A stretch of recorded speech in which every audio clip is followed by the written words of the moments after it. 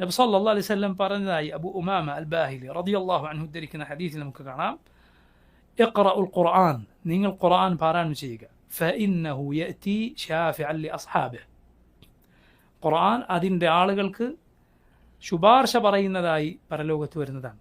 അള്ളാഹുവിൻ്റെ കലാം നാളെ പരലോകത്ത് അത് പാരായണം ചെയ്തവർക്ക് വേണ്ടി സാക്ഷി പറയും, അള്ളാഹു അങ്ങനെ നിശ്ചയിക്കും. എന്നിട്ട് നബി സല്ലല്ലാഹു അലൈഹി വസല്ലം പ്രത്യേകം പറഞ്ഞു, ഇഖ്റഉ അസ്സഹറാവൈൻ, സഹറാവൈൻ നിങ്ങൾ പാരായണം ചെയ്യുക. അതായത് അതിൻ്റെ അർത്ഥം പണ്ഡിതന്മാർ വിശദീകരിച്ചത് കാണാം, പ്രകാശം നൽകുന്ന രണ്ടെണ്ണം അഥവാ രണ്ട് സൂറത്തുകൾ, അൽ ബഖറ അഥവാ ആല ഇമ്രാൻ, സൂറത്തുൽ ബഖറയും ആലു ഇമ്രാനും നിങ്ങൾ പാരായണം ചെയ്യുക. ഫഇന്നഹുമാ യഅതിയാനി യൗമൽ ഖിയാമത്തി കഅന്നഹുമാ ഗമാമതാൻ ഔ ഗയായതാൻ ഔ ഫിർഖാൻ മിൻ തൈരിൻ സവാഫ് തുഹാജ്ജാനി അൻ സാഹിബിഹിമ. ഈ രണ്ട് സൂറത്തുകൾ നാളെ പരലോകത്ത് രണ്ട് മേഘങ്ങൾ പോലെ വരും. ഔ ഗയായതാൻ, അല്ലെങ്കിൽ മേഘങ്ങളല്ലെങ്കിലും ഒരു തണൽ പോലെ വരും. ഔ ഫിർഖാൻ മിൻ തൈരിൻ സവാഫ്, അല്ലെങ്കിൽ ചിറകുകൾ വിടർത്തിപ്പിടിച്ച പക്ഷികളുടെ കൂട്ടം പോലെ വരും. തുഹാജ്ജാനി അൻ സാഹിബിഹിമ, ഈ രണ്ട് സൂറത്തുകൾ പഠിച്ച അത് പ്രാവർത്തികമാക്കിയ ആളുകൾക്ക് വേണ്ടി ഇത് വാദിക്കും.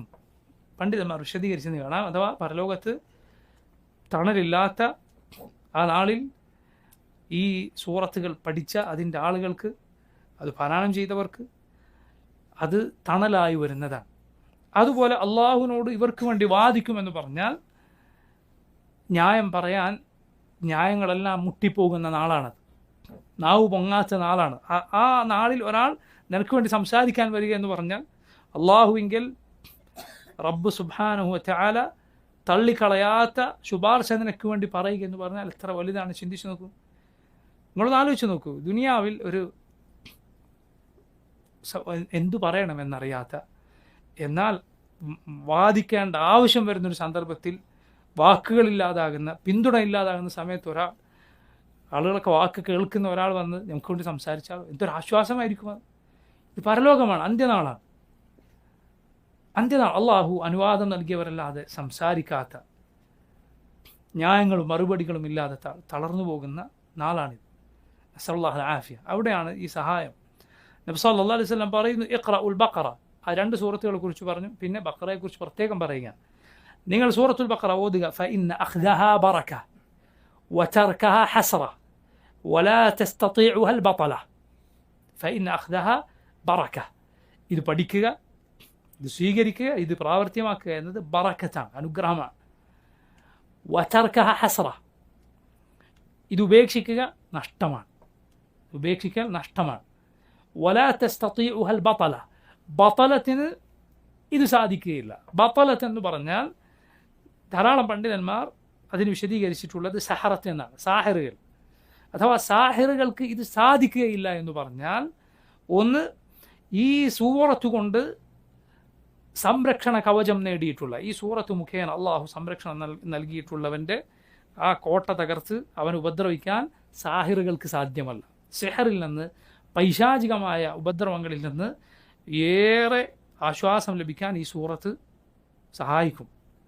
അങ്ങനെ എന്തെങ്കിലും ബുദ്ധിമുട്ട് ഒരാൾക്ക് തോന്നുന്നുണ്ടോ, സൂറത്തുൽ ബഖറ ധാരാളമായി പാരായണം ചെയ്യും. ഒറ്റ ഇരിപ്പിന് മുഴുവൻ പാരായണം ചെയ്യാൻ സാധിക്കുമോ അങ്ങനെ ചെയ്യുക.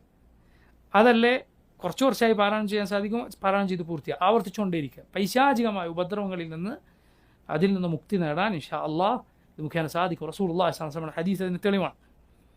സൂറത്തുൽ ബഖറ പാരായണം ചെയ്യാൻ, ഓതിയ ശേഷം കയ്യിലൂതി തടവാനെല്ലാം പ്രത്യേകം ശ്രദ്ധിക്കുക. അത് അങ്ങനെ എന്തെങ്കിലും ബുദ്ധിമുട്ടുണ്ടെങ്കിൽ അത് ആവർത്തിച്ച് പാരായണം ചെയ്യുക, നല്ല കാര്യമാണ്.